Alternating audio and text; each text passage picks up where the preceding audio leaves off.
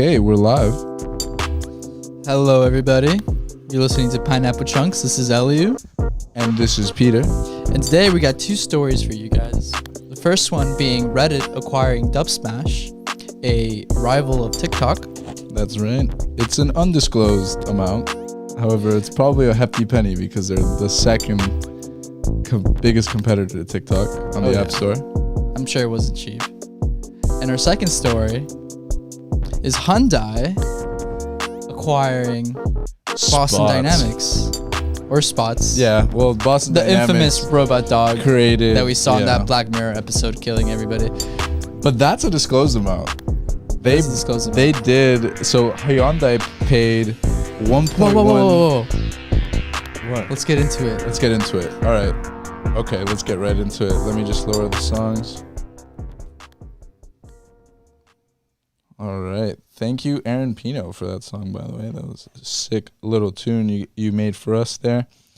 And so what's the deal with Hyundai buying Spot from Boston Dynamics? Like, that's a pretty wild little treat there. They paid $1.1 billion for 80% stake in Boston Dynamics, and they bought it from Softbank. Yeah. So I think it's worth mentioning that Softbank bought Boston Dynamics from Google. All right. For because they wanted to add to the robotics team. But then they were able to sell, they bought it. Well, Google sold it to Softbank in 2017 for around $100 to $200 million. Wow. And they were able now to sell it to Hyundai for $1.1 billion. So let's be clear about this really quick.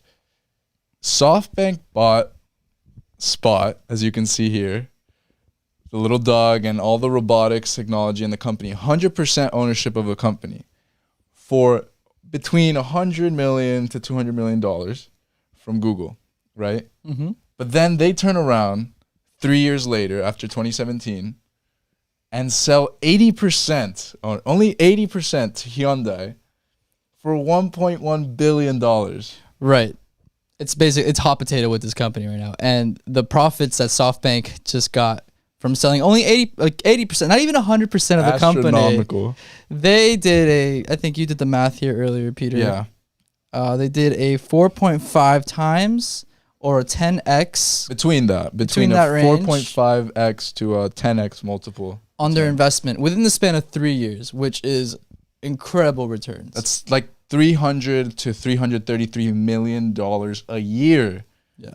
Just for holding the company. And SoftBank is huge. I mean, they have a $100 billion fund. They raise a ton of money. Masayoshi-san, we've talked about SoftBank before on the show. Mm-hmm. And it's interesting to see somebody like Hyundai be so venture capital forward. But why are they so interested? Why were they willing to pay so much money for a robotics company that is nowhere near profitable, mind you? They have served no practical purpose in any of its owners before. I mean, Google didn't really have a use for them. They bought it, realized we do data and analytics. We don't need this company. Let's sell it to SoftBank. SoftBank bought it. They only used the robots for their baseball team as cheerleaders.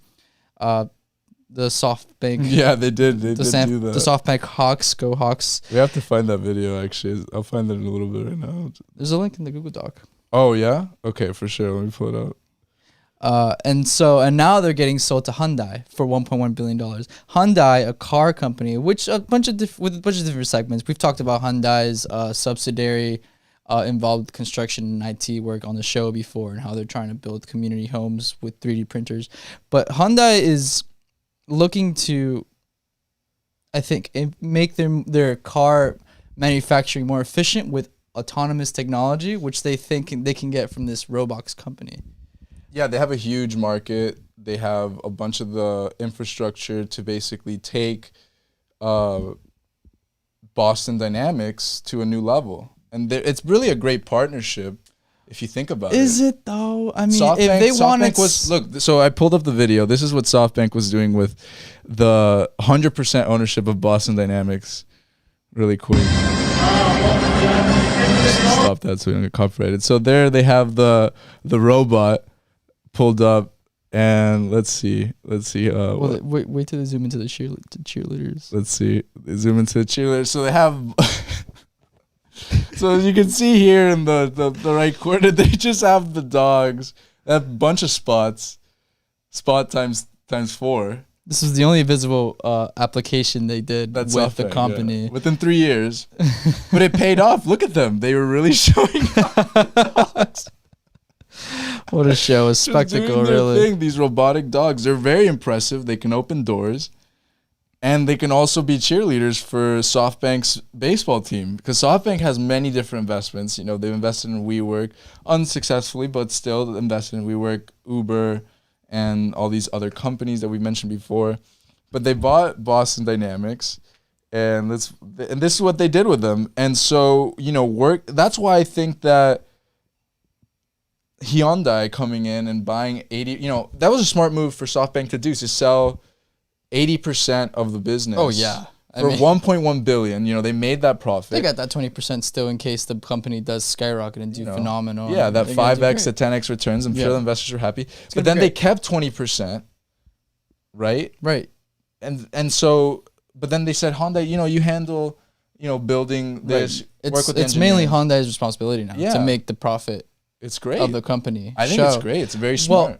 Well, sure. So, I mean, the appeal of Boston Dynamics is their robot technology and how advanced it is. I mean, their dogs can do a bunch of things that are very risky for humans. And definitely. They do a lot of things that humans can do, but in a less risky way, because you don't have humans involved and you have tragedies. Workers' comp is less of an issue. But for a company like Boston Dynamics and Hyundai trying to apply its supposed autonomous technology into their manufacturing of cars, it doesn't really make sense, because they can just buy a company that's more specialized in specifically autonomous technology. Boston Dynamics is mainly robotics, so that doesn't make sense to me. And also, if they were interested in the robotics technology, they can just buy a smaller robotics company and not spend $1.1 billion in Boston Dynamics. Well, but Boston Dynamics is famous. They have Spot. You know, it makes the board of directors happy. You know, I think that, you know, if you get a company that's, you know, Joey Bluestein, and, you know, you're somebody who's a venture, you know, general partner for Hyundai, somebody who seeks out investments to make Hyundai more money through greater innovative products, you know, a Bluestein company, robotics, is like, who the hell is that? You know, you say Boston Dynamics, the guy, the dog of Spot, the very famous dog that you see on Instagram, LinkedIn, and everything, opening doors, jumping over huge scale, doing packages, parkour, delivering packages. See, I mean, it says stuff. A lot for Hyundai to come in and, you know, take up this technology, or not to mention the artificial technology, the machine learning, all the things that they can implement in their vehicles, and maybe even enter, you know, the food delivery space, the contactless society that we've entered with COVID. So it's really just I think that they can do a lot of great things, or they just innovate a little bit more and then turn around and sell it to someone else. Maybe. I mean, for a company that's nowhere near profitable and has not shown a history of real-world, useful, efficient applications, I think $1.1 billion was a way too high price tag for a company like that. Definitely a high price tag, but the value is still astronomical, because you can do government contracts, you can do, you know, you can license the robots. You can license the robots out. You can really, I mean, 1.1 billion is a steep price, though. It's just so much. They got scalped.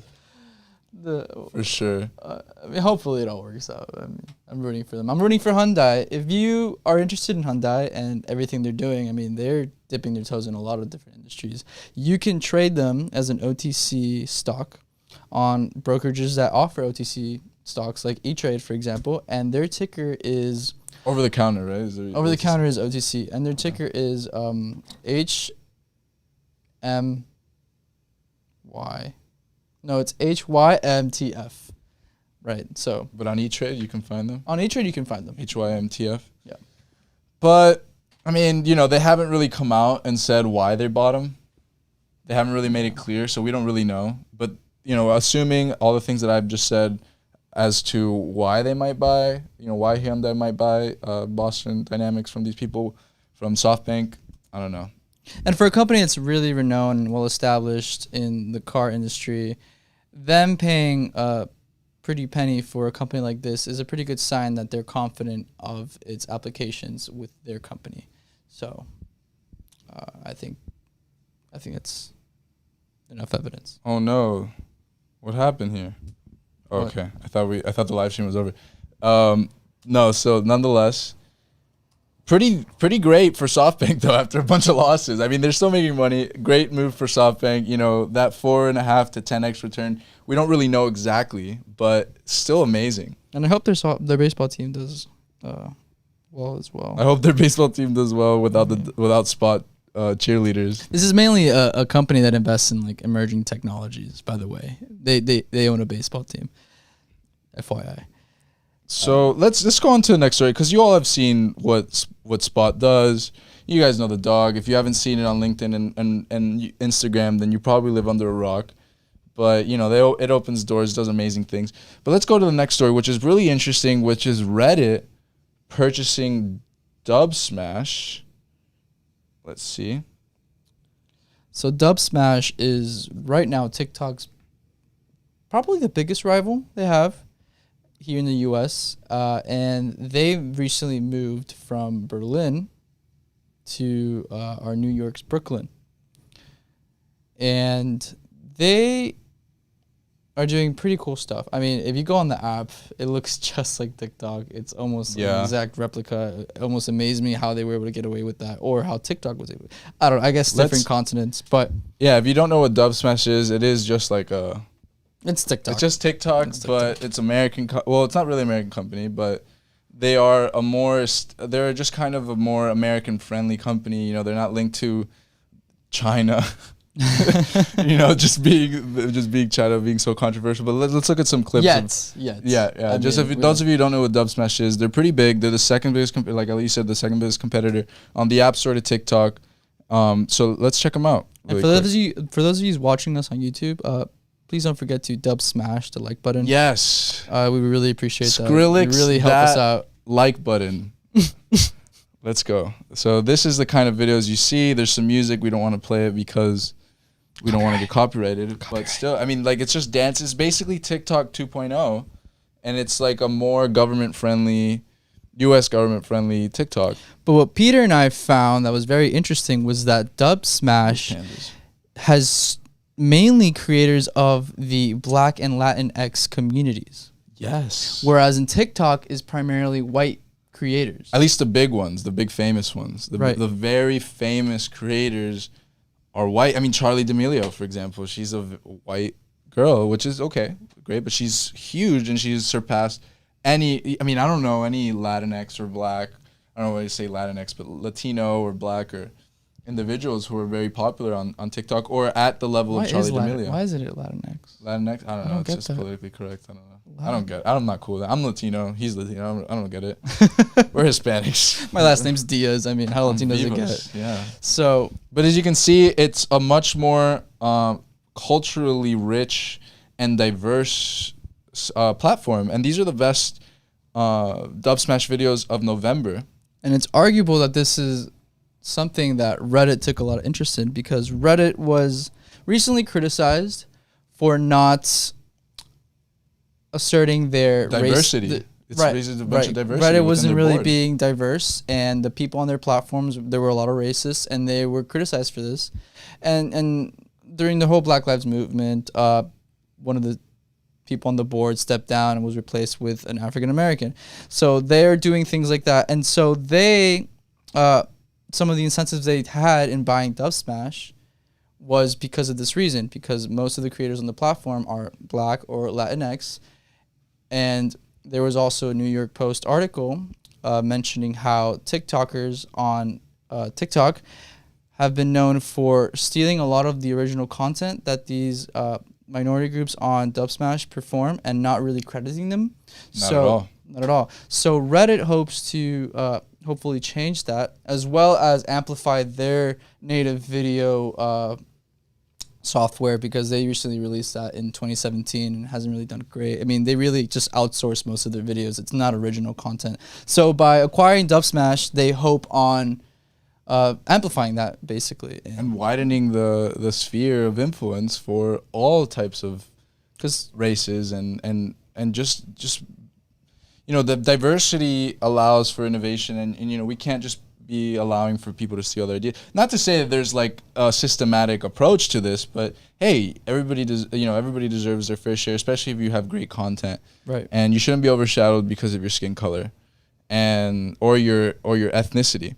Correct. And if you don't think this is a big deal and you don't really care, this is a very fascinating thing in regard to, this is a very fascinating article right here, in relation to Bad Bunny being the number one on the Billboard 200. I love Bad Bunny. So I mean, I speak Spanish and stuff, but I don't really understand most of the things he says, but he slaps. I don't think most people do. He slaps. I mean, I listen to his song that he slaps. And this is why it's such a big deal that Dubsmash is entering this space and also, pushing diversity and basically making different minority races famous, pushing this, because right here in the 64-year history of the Billboard 200, Billboard 100, Bad Bunny was the first one to ever reach number one on the top 100, top 200 Billboard. That is impressive. Out of the 64-year history, so there's never been a Spanish artist. So let me just be clear.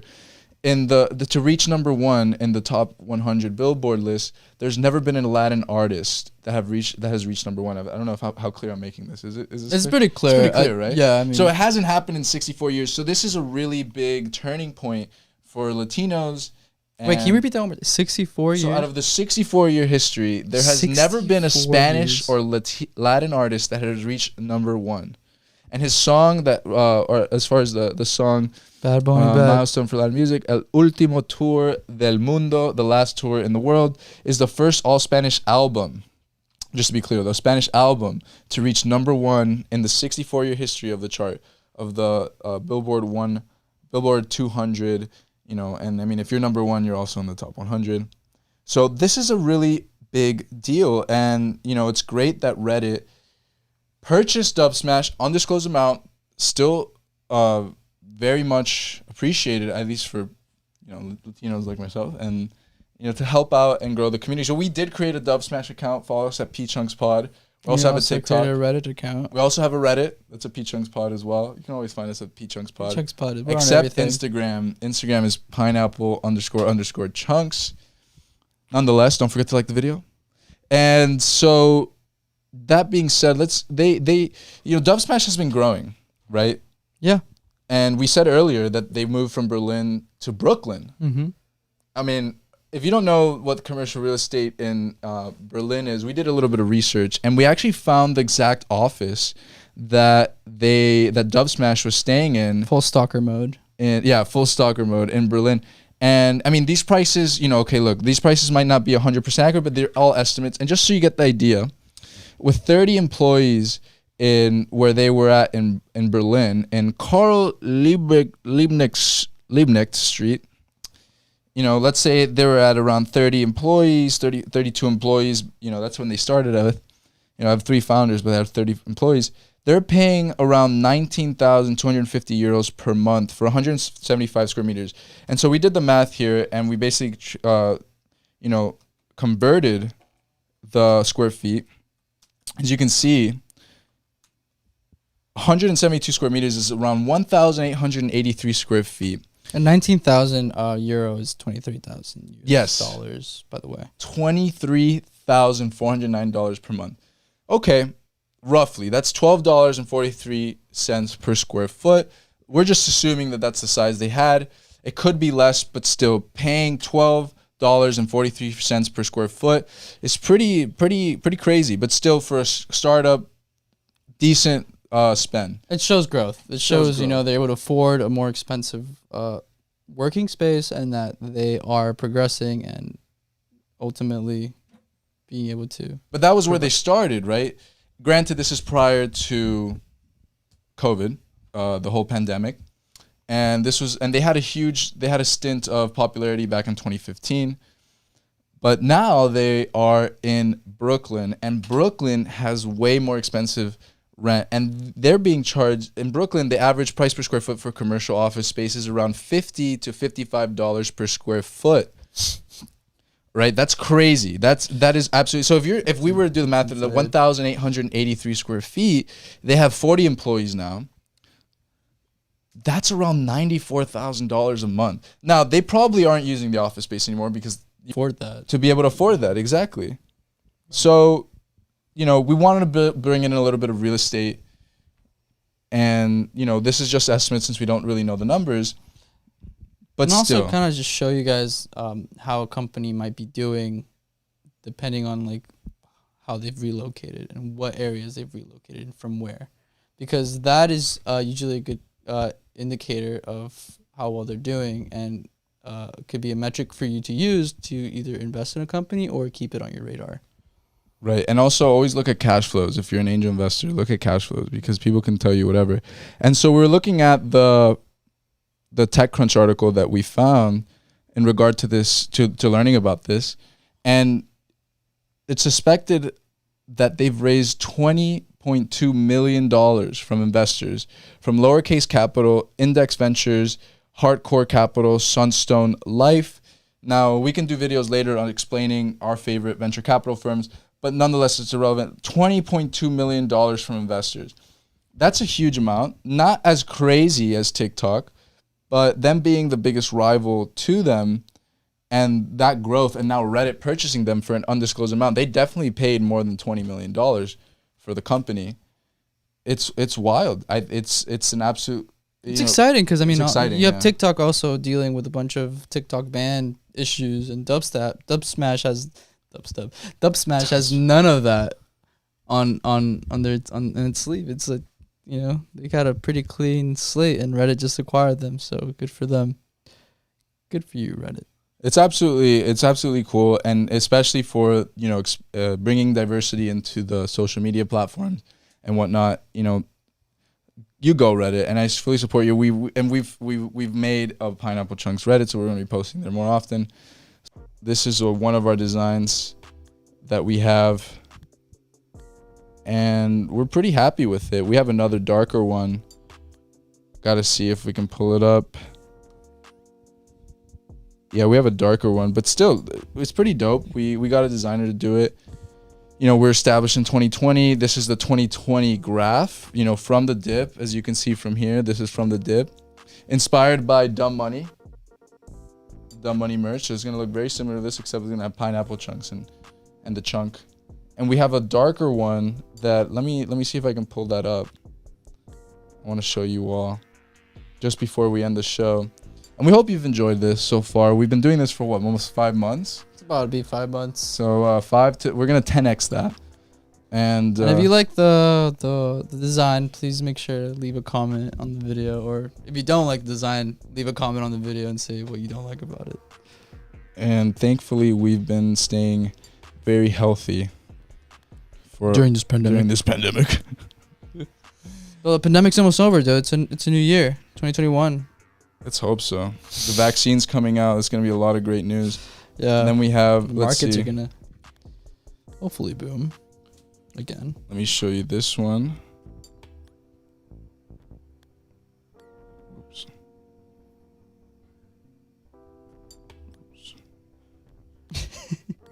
Let me show you this. We're gonna show it to you guys. We promise. Right here. There you go. And then this is the one in black. Oh. Right here. So anyway, we hope you all enjoyed this show. We've been really working on it. And anyway, thank you very much for listening. Thanks, everyone. And we're out. Don't forget to like the video and subscribe. Follow us on Instagram, and we any social media at this point. I love if you can think of a social media, we're probably on it. So go ahead and follow us. I love you. Ciao.